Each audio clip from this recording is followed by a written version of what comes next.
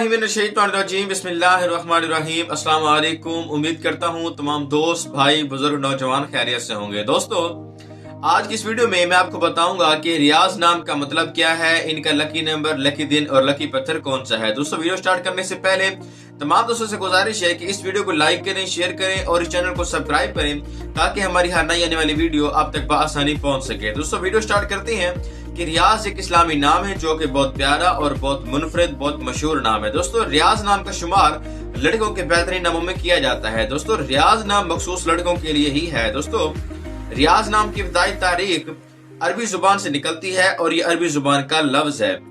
दोस्तों, रियाज नाम का मतलब है चमन और बागात। रियाज नाम का मतलब है चमन और बागात। दोस्तों, रियाज नाम हरूफ के तादाद 4 हरूफ और एक लफ्ज पर मुश्तमिल है। दोस्तों, अगर लकी नंबर के हवाले से बात की जाए तो रियाज नाम अफराद के लिए लकी नंबर 3 माना जाता है।